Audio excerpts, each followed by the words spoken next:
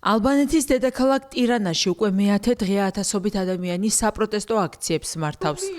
დემონსტრანტები ეწინააღმდეგებიან ტურისტულ სამშენებლო პროექტს, რომელიც ამერიკის შეერთებული შტატების პრეზიდენტ დონალდ ტრამპის იძეს. ჯარედ კუშნერს უკავშირდება. აქციის მონაწილეები აცხადებენ, რომ ზვერნეც ნარტას დაცულ ლაგუნაში დაგეგმილმა მასშტაბურმა მშენებლობამ შესაძლოა უნიკალური ეკოსისტემა და ბუნებრივი რესურსები დააზიანოს.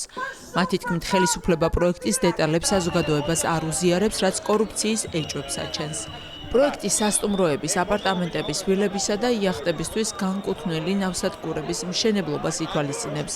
ალბანეთის მთავრობა აცხადებს, რომ ინიციატივა ქვეყნის ტურისტულ სექტორს ახალ ეტაპზე გადაიყვანს, მაღალი კლასის ტურისტებს მოიზიდავს და ევროკავშირში გაწევრების გზაზეც პოზიტიურ გავლენას იქონიებს. ამ პროექტის, ამ მეგაპროექტის შესახებ, რომელზეც პრემიერ-მინისტრი საუბრობს, პრაქტიკულად არაფერი ვიცით. პროცესში არანაირი გამჭვირვალობა არ არსებობს.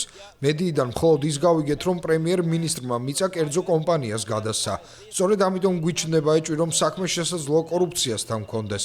როდესაც გამჭვირვალობა არ არსებობს, სხვა ახსნა უბრალოდ აღარ რჩება. ეს სავარაუდოდ კორუფციასთან არის დაკავშირებული.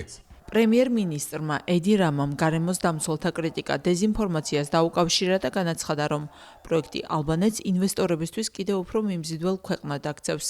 მისი თქმით, ხელისუფლება დაგეგმილი პროექტის შეჩერებას არ აპირებს. საპროტესტო აქციები გრძელდება. დემონსტრანტები პრემიერ-მინისტრის გადადგომას ითხოვენ და აცხადებენ, რომ უახლოეს დღეებშიც ქუჩაში დარჩებიან, ვიდრე ხელისუფლება მიმდინარე პროექტს არ შეაჩერებს.